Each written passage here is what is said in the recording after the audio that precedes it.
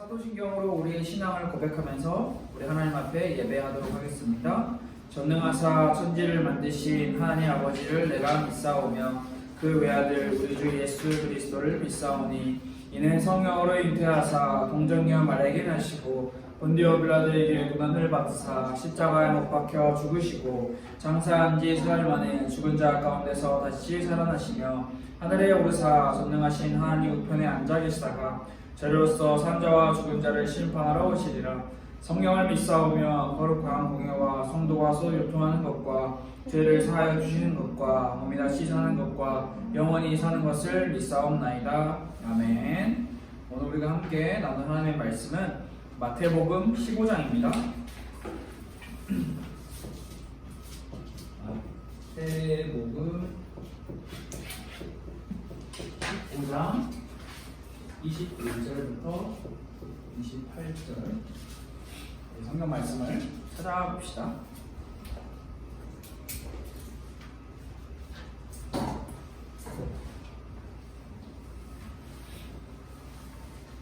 마태복음 15장 21절 28절 말씀을 찾았으면 우리 한 목소리로 함께 읽어봅시다. 시작. 예수께서 거기서 나가사 두로와 시돈 지방으로 들어가시니 가난한 여자 하나가 그 지경에서 나와서 소리질러 이르되 주 다윗의 자손이여 나를 불쌍히 여기소서 내 딸이 흉악하게 귀신 들렸나이다 하되 예수는 한 말씀도 대답하지 아니하시니 제자들이 와서 청하여 말하되 그 여자가 우리 뒤에서 소리를 지르오니 그를 보내소서. 예수께서 대답하여 이르시되 나는 이스라엘 집에 잃어버린 양 외에는 다른 데로 보내심을 받지 아니하였노라 하시니 여자가 와서 예수께 절하며 이르되 주여 저를 도우소서. 대답하여 이르시되 자녀의 떡을 취하여 개들에게 던짐이 마땅하지 아니하니라. 여자가 이르되 주여 올소이다마는 개들도 제 주인의 상에서 떨어지는 부스러기를 먹나이다 하니 이에 예수께서 대답하여 이르시되 여자여 내 믿음이 크도다 내 소원대로 되리라 하시니 그때로부터 그의 딸이 나으니라. 아멘. 오늘은 예수님과 그리고 가난한 여자 한 사람에 대해서 그 서로의 대화가 말씀에 기록이 되어 있습니다. 오늘 그것을 한번 나눠보려고 합니다. 오늘 전체적인 이 상황의 스토리를 우리가 조금 쉽게 먼저 생각을 하고 가면 이제 성경 말씀에서도 기록하는 것처럼 두로와 시돈이라고 하는 곳으로 예수님께서 가셨어요. 이동을 하신 거죠. 그런데 이 두로와 시돈이라는 지역은 이방 땅이에요. 예루살렘 땅이 아닌 가나안 지역이에요. 근데 거기서 한 여자를 만납니다. 성경은 마태복음은 가나안 여자라고 기록을 하고 있고 마가복음에서는 헬라인이요 수로보니게 족속이라고 기록을 하고 있는데 뭐 그렇게 중요하냐? 중요한 거는 이방인이라는 거예요. 유대인이 아니라는 것. 그것을 기억하고 우리가 말씀을 드리면 좋겠고, 그리고 22절부터 쭉쭉쭉쭉 28절까지 예수님과 그 여자의 대화가 계속 이어져요. 그래서 우리는 그 주고받는 대화를 주목해서 잘 살펴봐야 합니다. 오늘 우리가 그것을 함께 살펴보려고 하는데 오늘 등장인물 주인공이 가나안 여자라고 이야기를 했죠. 가나안 여자. 오늘 우리가 이 가나안 여자를 통해서 우리가 함께 확인해야 하는 중요한 내용이 있다면 그것은 바로 이 여자가 가지고 있었던 믿음이라고 하는 것에 대해서 우리는 함께 생각을 해봐야 해요. 자, 그녀의 믿음은 결론적으로 끝에서 보면 결코 약한 믿음이 아니었고 쉽게 포기하는 믿음이 아니었고 결코 쉽게 끊어지지 않는 강력한 믿음이었어요. 누구를 믿었기에? 예수님을 믿었기에. 그건 참 신기하죠?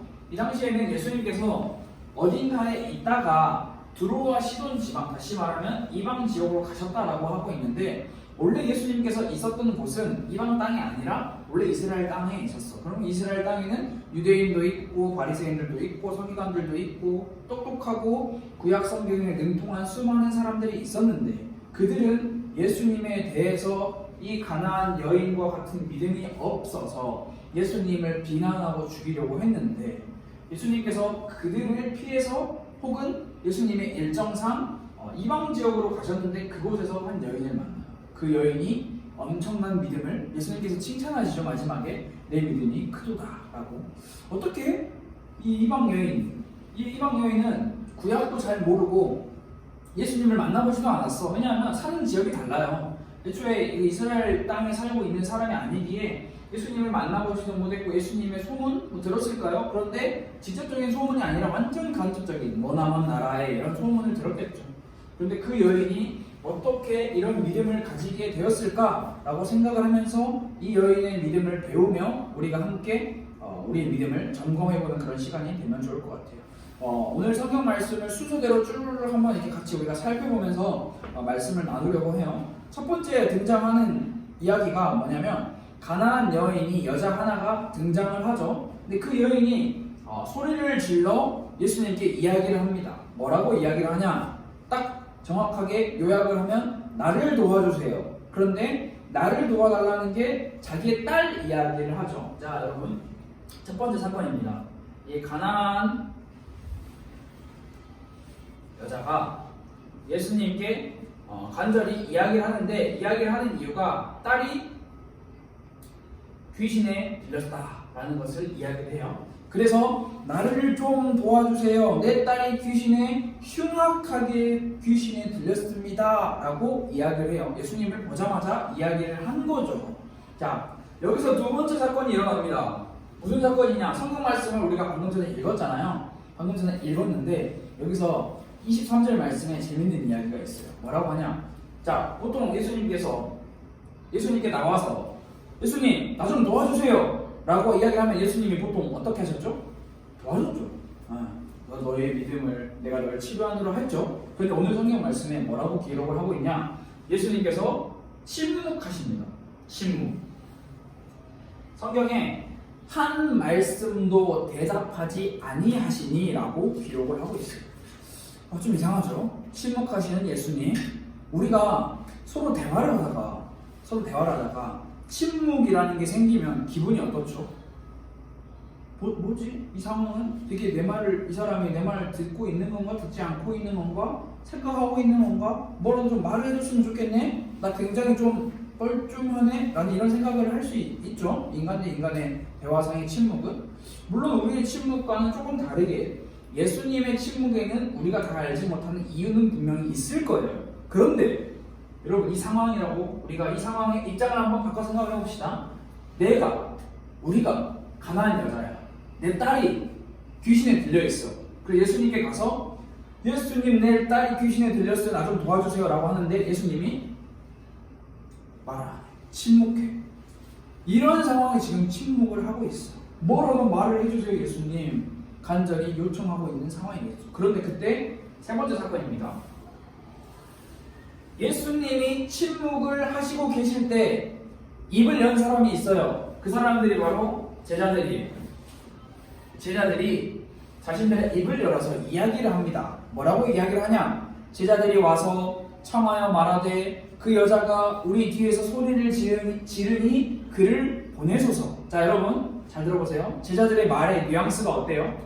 굉장히 따뜻하게 예수님, 저 여자 너무 불쌍한 것 같아요.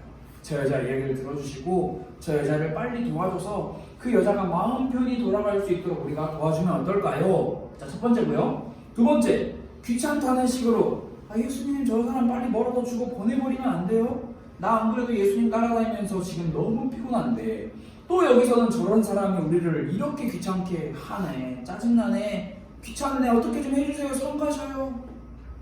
뭘까요? 제자들의 반응. 첫 번째, 따뜻하게 예수님께 이야기를 하는 걸까요? 아니면 두 번째, 귀찮다는 식으로 예수님께 이야기를 하는 걸까요? 성경 말씀에 제자들이 와서 청하여 말하되 그 여자가 우리 뒤에서 소리를 지르오니 그를 보내소서. 제가 이 성경을 볼 때 저는 이렇게 느꼈어요. 제자들이 불평불만을 하고 있는 거예요. 귀찮아요. 성 가셔요. 어떻게 좀 해주세요. 예수님, 빨리 저 여인 좀 처리해 주세요. 그런데 여러분, 여기서 우리가 생각을 해볼 게 제자들과 예수님이, 그러니까 제자들이 예수님에게 요청을 하고 있죠. 그 요청을 가난한 여자가 들었을까요? 못 들었을까요? 저는 들었다고 생각을 해요. 제자들이 예수님한테 가가지고 귀속말로 예수님, 저 사람을 빨리 보내주세요. 이렇게 말하진 않았을 거야. 가난한 여자가 도와주세요 하는 예수님은 가만히 계시고 옆에 제자들이 예수님, 저 여자 빨리 보내요. 약간 다 들리게끔 말하지 않았을까? 저는 그 여자가 다 들렸다고 생각을 해요. 자, 보통 이 정도면 예수님께서 제자들이 이상한 소리를 해, 제자들이 헛소리를 해. 그러면 보통 예수님이 어떤 행동을 하셨죠? 야, 너희가 그렇게 해서는 안 된다라고 제자들을 꾸중을 하셨겠죠? 그런데 네 번째 사건, 예수님께서 제자들을 꾸짖지 않으세요. 꾸짖지 아니하시고 그 가난한 여자에게 이야기를 하는 게 아니라 24절에 뭐라고 이야기하냐면 나는 이스라엘 집에 잃어버린 양을 찾으러 왔다. 나는 이스라엘 집에 이스라엘 집에 잃어버린 양이라는 성경에 말이 나와요.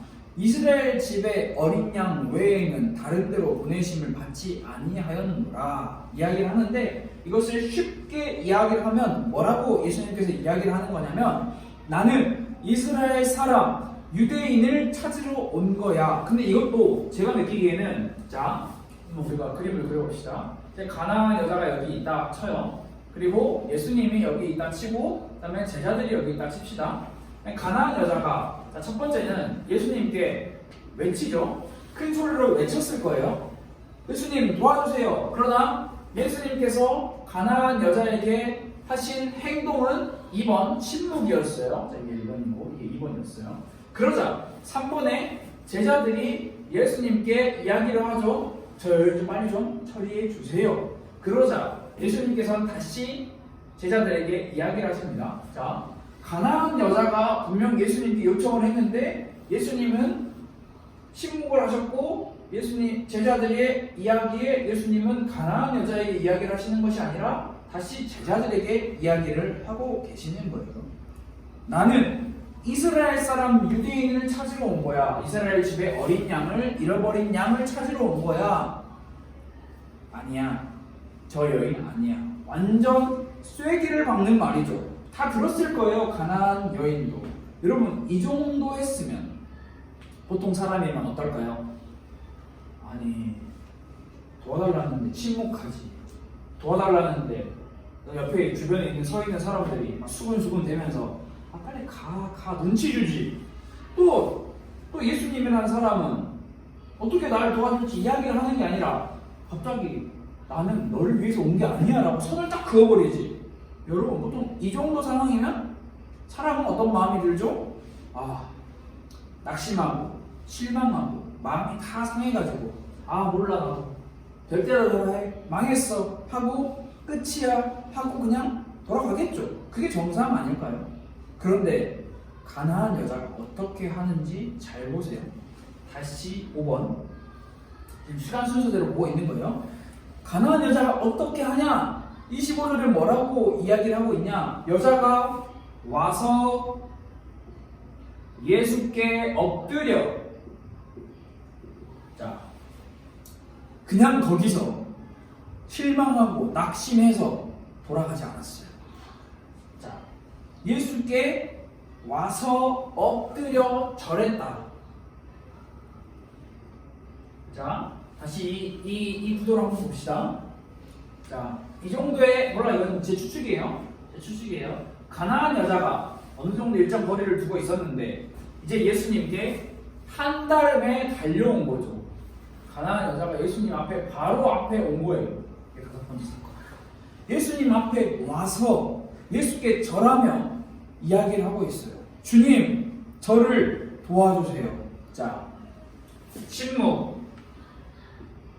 쉽게 말하면 침묵이 좋은 말로 침묵이지만 우리는 보통 이 침묵을 나를 무시한다라고 생각을 하죠. 침묵. 그 다음에 주변의 사람들의 시선과 말. 결국 좋은 말은 아니에요. 수근수근 되는 말. 수근수근이 맞나? 수근수근인가? 모르겠네요. 수근수근 되는 말. 그리고 예수님은 선을 그어요. 선을 그으시는. 이 가나안 여인이 재밌는 거예요. 내 딸이 귀신 들렸어. 내 마음이 찢어져. 내가 막 정신이 돌아버릴 것 같아. 그래서 자기는 예수님께 한마디 했어. 한마디. 예수님 다윗의 자손이여 나를 불쌍히 여기소서 내 딸이 흉악하게 귀신이 들렸습니다 라고 한마디 했거든요. 그러니까 침묵하지, 눈치 주지, 너 아니야 라고 이야기하지. 침묵, 수근수근 되는 시선과 말, 선을 그으신 예수님 너 아니야.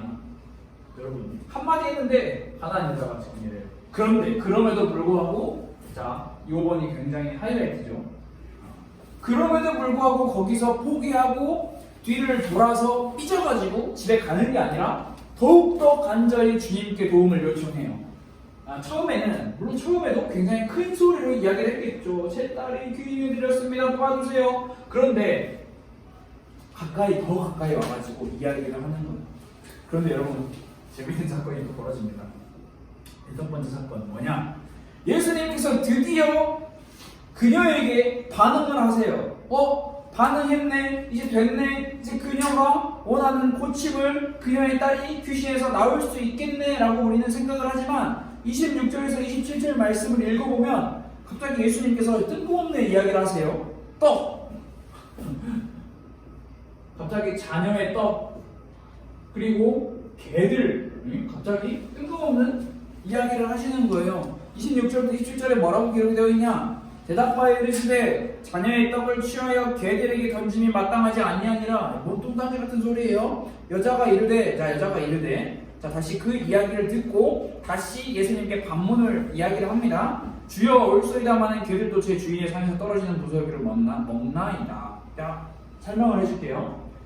자, 가까이 와서 도와주세요 라고 했더니 갑자기 예수님이 자녀의 떡을 개들에게 주는 것은 잘못된 것이다. 그럴 수 없다 라고 이야기를 하시는 거예요. 자, 자녀의 떡은 이스라엘을 상징합니다. 개들은 이방인을 상징해요. 다시 말하면 쉽게 이야기를 합시다. 자녀는 이스라엘이에요. 그리고 이 떡은 축복, 은혜 이렇게 설명을 한번 하면 좋을 것 같아요. 자, 예수님께서 이렇게 말씀하시는 거예요. 이스라엘이 받아야 될 떡, 이스라엘 백성들을 위한 것이지 개들, 쉽게 말하면 가난한 여자, 자기 딸이 귀신에 들린 그 여자, 예수님께 나와서 예수님 내 딸을 좀 고쳐주세요 한 그 여자에게 예수님이 하시는 말씀이 너 안 돼. 처음에 한번 선 그었죠. 이스라엘 집에 잃어버린 양을 찾으러 온 거다. 넌 아니다. 근데 그 다음에는 개들에게는 줄 수 없다라고 이야기를 하는 거예요. 다시 말하면 그 여인에게 넌 개잖아 라고 이야기를 하는 거예요. 너 개잖아. 나는 사람에게 줄 떡을 가지고 왔지 개에게 줄 수 있는 건 없어 라고 이야기를 하시는 거예요. 한 번 더 이런 걸 보고 이제 우리는 확인사살이라고 할 수 있죠. 예수님께서 확인사살을 하시는 거예요. 넌 안 돼. 넌 아니야. 자, 그런데 27절 말씀 우리가 먼저 읽었죠? 자, 7번째 사건 뭐냐? 여기서도 굉장히 놀라운 이야기가 펼쳐집니다. 이런 말을 다 들었어. 너 안 돼. 나는 자녀의 떡을 위하러 온 거, 자녀들을 위하러 떡을 주러 온 거지 개들을 위하여 온 게 아니야 라고 이야기까지 하셨는데 가나안 여자는 포기하지 않아요. 뭐라고 이야기하냐? 27절 맞습니다. 뭐가 맞아? 예수님이 가나안 여자한테 뭐라 했어? 개들에게 줄 건 없다. 맞습니다. 뭘 맞다고 인정하는 거야? 저는 개입니다 라고 인정하는 거야. 말이 돼요? 맞습니다. 인정을 해요. 여인이 뭘 인정하냐? 개라는 사실. 근데 이제 여기서 우리가 잘 알아야 할 게 뭐냐면 이 개가 학자들마다 의견이 나뉘어요. 이 개가 그냥 길거리를 돌아다니는 똥개냐, 아니면 이렇게 사냥에 쓰는 사냥개냐, 아니면 집에서 키우는 애완견이냐라는 것을 좀 이야기가 나누는데 이제 그게 보통 학자들이 이 개가 애완용 개라는 것을 이야기를 해요. 그러면 이 시대의 상황을 우리가 조금 알아야 되겠죠. 이 당시에는 오늘날보다 더 심하게 개, 쉽게 말하면 그냥 길거리에 돌아다니는 개들이 상당히 많았다라고 해요. 근데 이때는 이 시대는 지금 예수님이 이 시대는 우리처럼 젓가락, 숟가락, 포크, 나이프 이런 걸로 밥을 먹는 시대가 아니고 음식을 손으로 먹는 시대예요. 손으로 먹고 손으로 먹고 그럼 그 손을 이렇게 털겠죠. 손이 더러워지면 그러면 그 부스러기가 땅바닥에 떨어질 거 아니에요. 그럼 그것들을 주로 개들이 먹었다라고 이야기를 하는 사람이 한 명 있고, 한 명이 아니라 한 부분이 있고, 또 어떤 부분은 음식을 손으로 먹고 그 손에 더러워진 손을 털는데 그 털기 위해서 사용하는 도구가 빵이다라고 하는 사람이 있어요. 그래서 더러워진 손을 빵으로 닦고 그 빵을 개에게 준다라고 하는 이야기도 있어요. 이 상황이 그래요. 자, 그렇다면 다시 우리가 내용을 들어와서 이야기를 할 수 있겠죠? 무슨 이야기냐? 저는 개입니다. 그런데 27절에 예수님, 당신의 말이 맞아요. 저는 개예요. 그런데 예수님, 개도 주인의 상에서 떨어지는 음식을 먹을 수 있잖아요. 다시 말하면 좀 어려운데 이스라엘 백성들이 받을 축복, 맞아요. 이스라엘 백성들이 먼저 받아야 돼요. 근데 거기서 남는 축복 우리도 받을 수 있잖아요 라고 이야기를 하는 거예요. 그러니까 예수님, 나는 1번 축복 주세요. 아니, 양보해서 2번 주세요. 양보해서 3번까지 받을게요. 100번 축복이요? 그딴 거 안 받아요. 집어치워요 라고 이야기를 보통 사람들이 많이 하지만 이 여인은 이야기를 하는 거예요. 예수님, 부스러기라도 괜찮습니다 라고 이야기를 하고 있는 거예요. 그래서 이야기를 해요. 주님, 저는 자녀들, 이스라엘 백성들의 식탁에 참여할 수가 없어요. 왜냐하면 이방인들과 이스라엘인은 상종도 할 수 없어요. 저는 자녀들의 식탁에 참여할 수 있는 존재가 아니에요. 왜? 나는 이방인이기 때문에. 저는 예수님께서 베푸시는 떡을 먼저 받을 수 없어요. 왜? 이방인이기 때문에. 그러나 당신이 베푸시는 그 축복과 은혜의 일부분, 부스러기라도 저는 받을 수 있다고 확신합니다. 먼저가 아니더라도 나중이라도 저는 받을 수 있다고 확신합니다 라고 이야기해요. 이게 뭐 어떤 학자는 그런 말도 써요. 모성애가 장난 아니다. 귀신 들린 딸을 고치기 위해서 자신의 모든 것을 다 내어놓고 진짜 그냥 바닥 끝까지 내려가는, 마치 그냥 개라고 이야기를 해도 자신은 개입니다라고 인정을 하는 그 상태다라고, 모성애다라고까지 이야기를 하는데 모성애일 수도 있겠죠. 그런데 이 여인은 굉장히 놀라운 믿음을 우리에게 보여주고 있어요.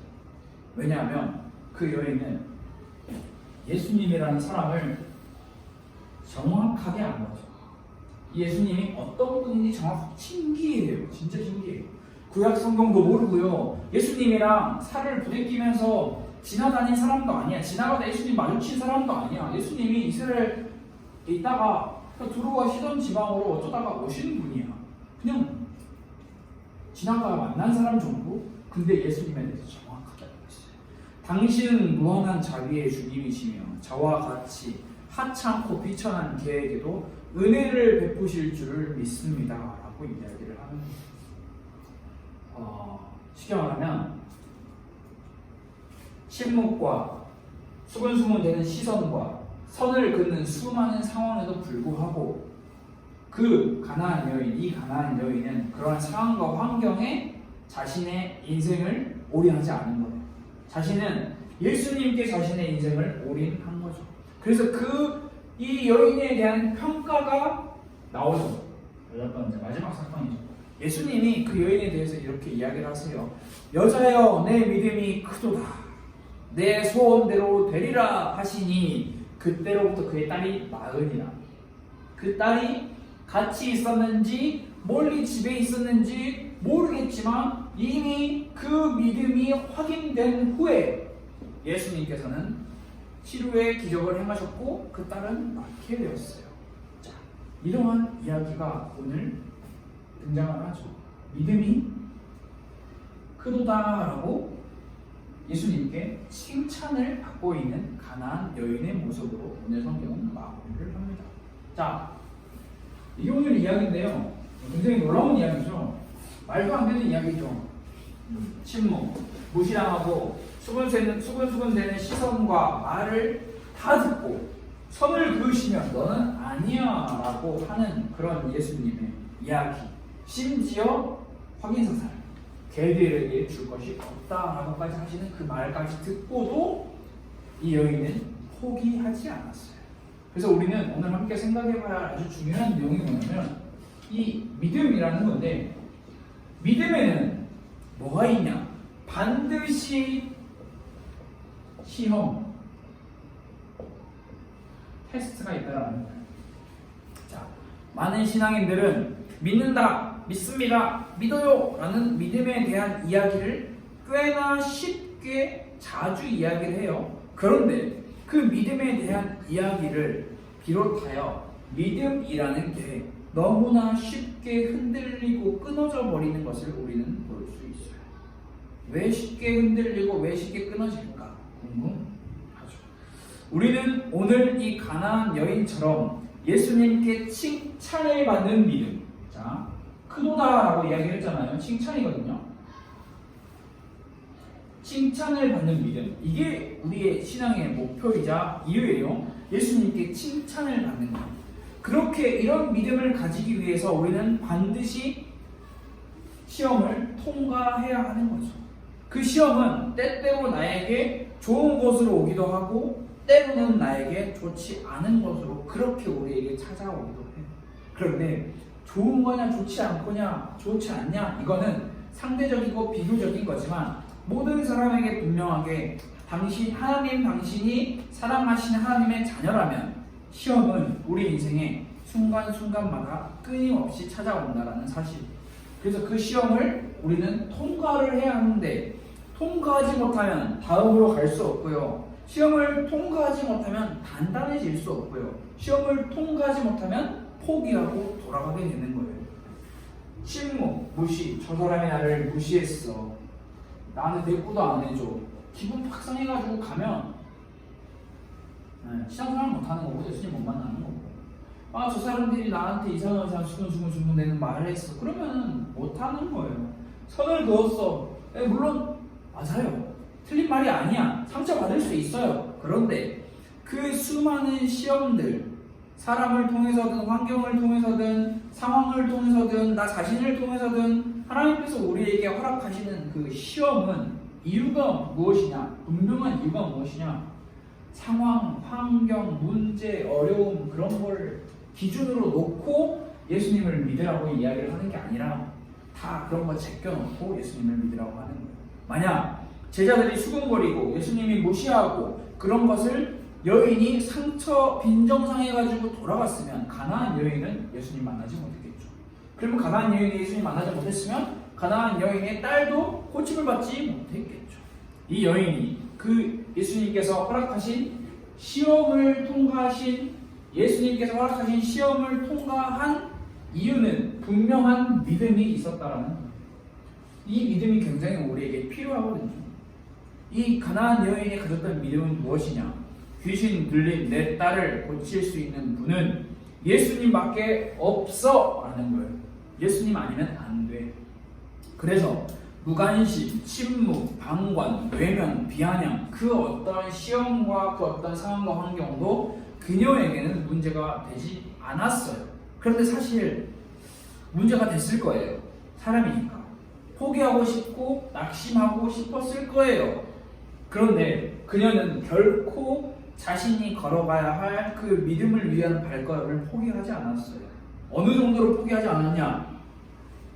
자신이 개라는 사실을 인정한 거예요. 네, 저는 개가 맞습니다. 다시 말하면 저는 당신의 축복을 받을 그 대상, 이스라엘 백성이 아닙니다. 그럼에도 저 같은 사람에게도 당신이 내려준 부스러기라도 필요합니다라는 거예요. 떡, 빵을 먹으면 거기서 나오는 그 부스러기라도 필요하다라는 거죠. 끝까지 구했어요. 그래서 이 여인의 믿음을 이야기하면 중도 포기가 없는 믿음인 거예요. 중간에 포기하는 믿음이 얼마나 많은지 우리는 볼 수 있어요. 이게 저도 그렇고요. 많은 신앙인들이 중간에 포기를 정말 많이 해요. 근데 중간에 포기를 하는 그런 이유가 뭐냐? 우리는 잘 알아야 되는 게 제가 예배 시작하기 전에도 같이 짧게나마 이야기를 나눴던 것처럼 사람이에요. 사람.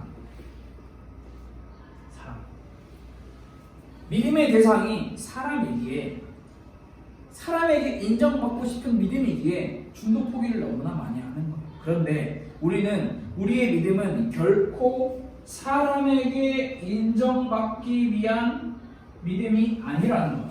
이것을 꼭 기억을 해야 돼요. 사람에게 인정받기 위한 믿음이면 너무나 쉽게 좌절하고 넘어지게 될 거예요. 그래서 우리는 예수님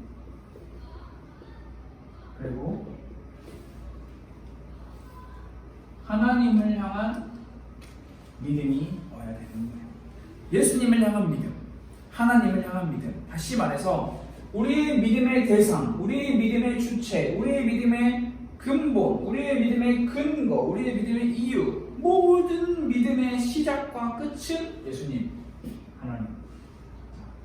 시작과 끝이 다 여기 있어야 되는 거예요. 둘 중 하나라도 사람에게서 시작해서 하나님으로 끝나면 물론 믿음이 성장하는 거겠죠. 그런데 예수님으로 시작해서 사람으로 끝나면 그 믿음은 중도 포기하게 될 확률이 굉장히 높아요.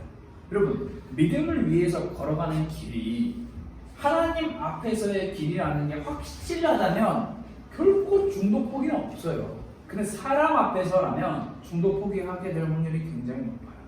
그래서 우리는 끝까지 믿기 위해서 사람 앞에서는 신앙이 아니라 살아계신 하나님 앞에서 신앙생활을 해야 된다는 거예요. 뭐 그런 게 있잖아요. 우리는 뭐 살면서 우리도 이런 일 많이 겪을걸요? 학교에서만 겪는 게 아니라 세상에서만 겪는 게 아니라 교회에서도 이런 일 겪어요. 그러면 사람들이 보통 교회에서 이런 가난한 여인과 같은 일을 겪으면 굉장히 크게 상처를 받아요. 아니 세상은 그래, 세상은 뭐 흑암이 가득하니까 그럴 수 있어. 근데 교회까지 왔는데 교회가 왜 이래, 교회를 막 비난하고 교회는 이러면 안 되지 하는데 사실 교회도 물론 흑암이 가득한 건 아니지만 완전한 사람들이 모인 곳이 아니기에 예수님을 바라보지 않으면 누구나 중도 포기할 수 있다라는 거죠. 그래서 오늘 이렇게 유나가 있는데 유나가 혹시 앞으로 만약에 사람을 보고 신앙생활을 하고 사람에게 인정받기 위한 신앙생활을 하다 보면 제가 나중에 물론 저를 바라볼 일은 없겠지만 유나가 원하는 것을 들어주지 않고 다른 사람이 원하는 것만 들어준다라고 하면은 나를 무시하나? 왜 손을 긋지? 삐져가지고 기분 나쁠 수 있어요. 근데 사람에게 인정받기 위한 신앙생활은 그렇게 된다라는 거죠. 근데 하나님께 인정받기 위한 신앙. 예수님께 칭찬받았어요. 여자여, 내 믿음이 크도다. 가난한 여자, 아니 가난한 여자, 이방인, 이스라엘 사람 아니에요. 그러니까 쉽게 말하면 유대인들이 바리새인들, 서기관, 유대인들이 이방인에게는 구원이 없습니다. 저들은 죄인입니다라고 딱 단정지어서 선을 제대로 그어놓은 그 사람에게 예수님은 칭찬을 하셨어요. 믿음이 크도다. 이 사건 정확히 얼마 전인지는 모르겠지만 알죠? 베드로가 예수님을 멀리서 보고 바다에 강에 발을 딛는 사건 알죠? 그래서 그 바다 위를 베드로가 걸어가잖아요. 걸어가다가 어떻게 되죠? 빠지죠. 그 사건 때 예수님께서 베드로에게 뭐라고 책망을 하셨냐면 믿음이 작은 자여라고 이야기를 하셨어요. 책망이죠. 그런데 말이 돼요? 가난한 여자. 아니 예수님의 12제자 중에 최고인 베드로. 물론 아직 충분히 완성되지 않았고 성숙해지지 않은 베드로지만 그래도 출생 완벽하지. 물론 어부였지만 예수님을 따라다녔지. 근데 그 베드로가 들었던 믿음이 작은 자여라는 말과 정반대되는 말. 믿음이 크도다. 엄청난 칭찬을 받았죠. 우리는 잘 생각을 해야 돼요. 내 수준, 내 기준, 내 환경, 내 상황이 믿음의 근거가 되어서는 안 된다라는 거예요. 자, 말씀을 정리할게요. 믿음, 근거, 원인이죠. 원인. 왜 믿냐? 어떻게 믿냐? 무엇을 믿냐? 믿음이라는 거에 대한 질문을 수백 가지, 수천 가지를 들어도 우리가 대답할 수 있는 딱 한 가지의 믿음의 근거는 예수님이어야 돼요. 예수님이니까요. 예수님이 우리를 위해 십자가에 죽으셨으니까요. 그러니까 그 뒤에 설명이 있으면 좋지만 그냥 예수님 한 분만으로 우리의 믿음이 설명이 돼야 되는 거예요. 예수님으로 시작하고 예수님으로 끝나는 믿음. 상황과 환경에 따르는 믿음이 아니라 언약의 말씀, 하나님의 말씀만으로 만족하는 믿음. 그게 우리 안에 회복이 되어야 된다는 거예요. 그래서 이 믿음이 우리 안에 회복되면 상황과 환경과 내 현실이 어떠해도 우리의 믿음은 흔들리지 않아. 왜? 상황과 환경과 사람을 보고 하는 믿음이 아니기 때문에. 그래서 우리는 구해야겠죠. 하나님 한 분만을 믿는 믿음, 그걸 우리에게 허락해 주세요. 우리는 그래서 예수님께 도움을 구해야 되는 거예요. 어떻게? 어느 정도로 도움을 구해야겠어요? 네, 오늘 말씀을 쫙 듣다 보면 생각이 딱 나죠. 중도 포기하면 안 돼요. 사람들이 수근수근대고 사람들이 나를 침묵하고 무시하는 것 같으면 더 예수님께 가까이 나와서, 더 예배의 자리에 나와서, 더 기도의 자리에 나와서 엎드려서 절해야 돼요. 쉽게 예를 들어서 내가 서서 이렇게 띵가띵가 뭐 기도했네요 하다가 안 됐어. 그러면은 무릎을 꿇어야 되고, 무릎을 꿇어도 안 되면 진짜 바닥에 납작 엎드려서 내 모든 것들 다 내려놓는 그 마음, 가난한 여인의 마음. 누가 야 너는 안 돼 라고 해도 나는 안 돼? 나는 안 돼도 그래도 나에게 주실 하나님의 그 은혜의 부스러기라고 있을 거야 라는 그 마음으로 다 내려놓고 하나님께 도움을 구하는 게 필요한 거예요. 우리의 자존심, 우리의 자부심. 저도 자부심을 많이 부리는데 사실 아무 쓸모 없는 거예요. 가난한 여자의 이 여인의 믿음을, 이 이야기를 보면서 진짜 예수님 한 분만을 바라보는 그 진짜 간절한 믿음은 이런 거구나라는 것을 느낄 수 있었던 것 같아요. 그래서 우리 청소년부 친구들이, 그 선생님들이 예수님으로 시작하고 예수님으로 끝나는 믿음이 회복될 수 있도록 하나님께 정말 간절히 기도하면 좋을 것 같아요. 정말 시간을 내서 기도해보면 좋을 것 같아요. 하나님, 예수님 한 분만을 믿을 수 있는 그 믿음을 우리에게 허락하여 주세요. 이렇게 기도하는 일주일이 되었으면 좋을 것 같아요. 우리 이 시간 함께 기도하겠습니다. 하나님 아버지 감사합니다. 우리의 연약함, 우리의 나약함, 우리의 부족함, 모든 것을 인정하고 예수님 앞에 간절히 엎드려 그 도우심을 구했던, 그 도움을 구했던 가난한 여인처럼 주님, 우리가 믿음의 대상이 사람이 되지 않고 환경이 되지 않고 상황이 되지 않고 오직 예수님이 될 수 있도록 주님 우리를 도와주세요. 우리의 믿음의 유일한 대상이 이유가 되시는 예수님 한 분만을 바라보는, 예수님으로 시작하고 예수님으로 끝나는 그 믿음 우리에게 주님 허락하여 주세요. 살아계신 예수 그리스도의 이름으로 기도드렸습니다. 아멘. 이제 함께 우리 주기도문으로 예배를 마치도록 하겠습니다. 하늘에 계신 우리 아버지여, 이름이 거룩히 여김을 받으시오며 나라가 임하시오며 뜻이 하늘에서 이루어진 것 같이 땅에서도 이루어지리다. 오늘 우리에게 일용할 양식을 주시옵고 우리가 우리에게 죄 지은 자를 사하여 준 것 같이 우리 죄를 사하여 주시옵고 우리를 시험에 들게 하지 마시옵고 다만 악에서 구하시옵소서. 나라와 권세와 영광이 아버지께 영원히 있사옵나이다.